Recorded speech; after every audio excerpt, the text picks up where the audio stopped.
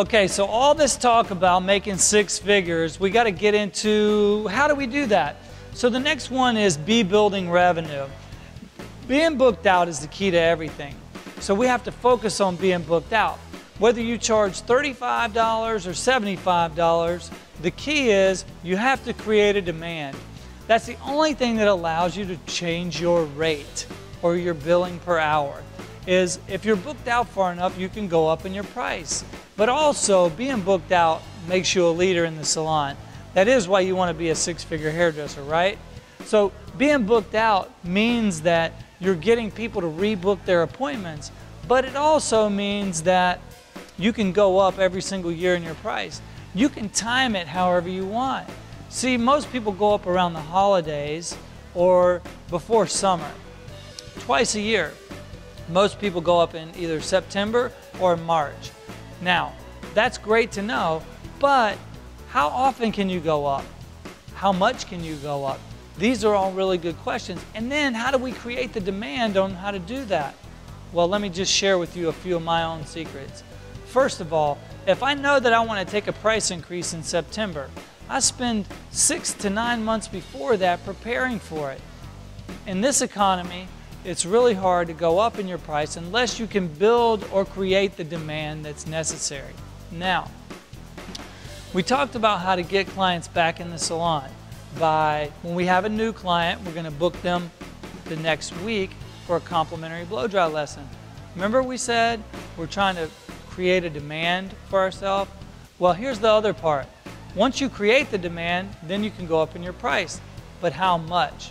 My recommendation would be, if you're booked out 2 or more weeks, a $5 to $7 increase would be doable.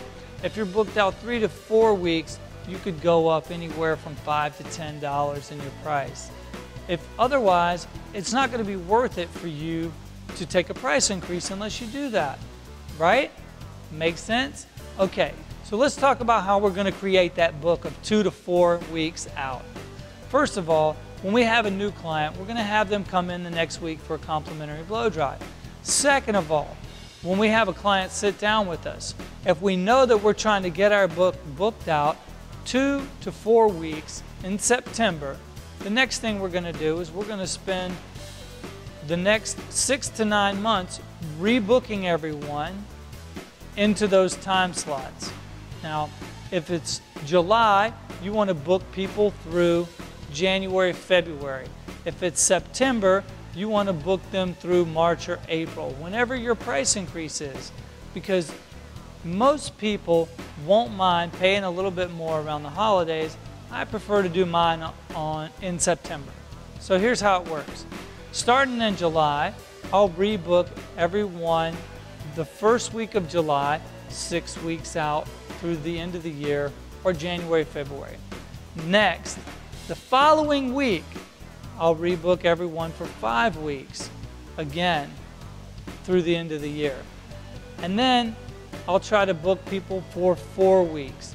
What that does is it helps to condense the population of clients you have into a specific time frame. And it does it so that it helps to build your books to be more full or less full based on demand.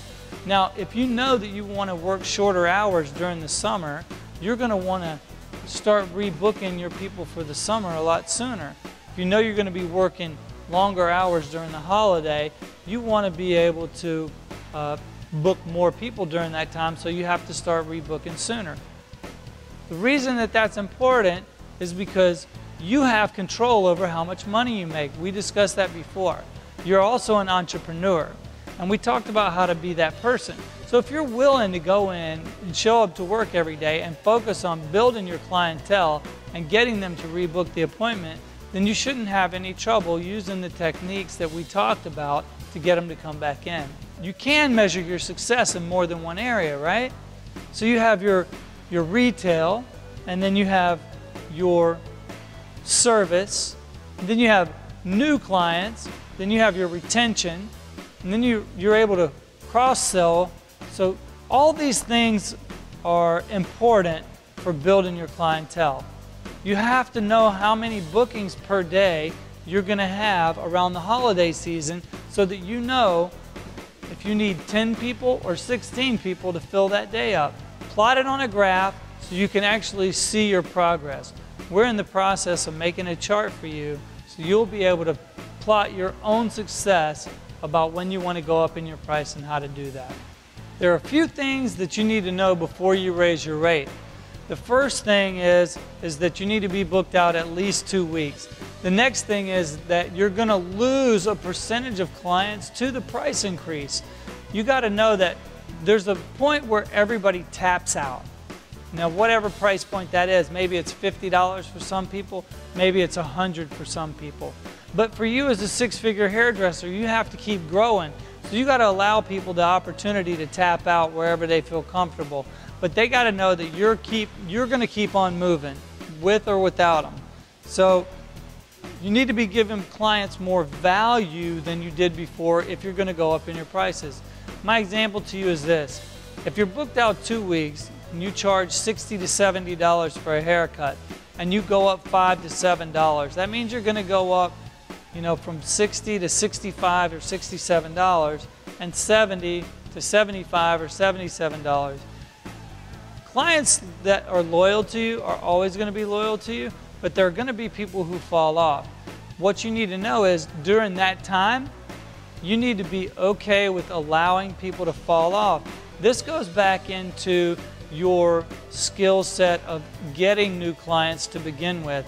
It allows you the opportunity to keep focused on that particular skill set. And as you continue to grow, you can't let that skill set slide. A lot of people in the business get complacent as they continue to get more mature, if you will, in the industry. So what you need to know is that getting new clients isn't a skill set that you just do one time, and it's not like you build one clientele. You're always building your clientele and you're always on. So if you continue to go up in your prices, you have to always continue to give clients more than you did before. You know, maybe it's you look different or you dress different or you act different, you know, whatever it is, you have to add something to your game in order to get there. Now, you can chart how a rate increase is going to change your revenue. So if you know you want to make $100,000 a year or you want to make 6 figures, you have to count backwards to where you are and figure out what type of percentage of increase that is. Now, if you made $60,000 last year, for you to go from $60,000 to $100,000 is probably going to be a little challenging. You won't be able to do that in 1 year, but you will be able to do it over 2 to 3 years. If you go up 20% per year, you should be able to get to a point where you're making 6 figures within about 3 years from now, if that's the case. Do you understand how that works? 10 to 20% per year, based on your demand, should be a fair enough amount for you to go up. That's bigger than any other industry that you could do, but you have to create it yourself because you're an entrepreneur, you're being that person, you've set goals for yourself, and you know how to give back to the community. You're connected to them, and you know how to build relationships that last for a lifetime.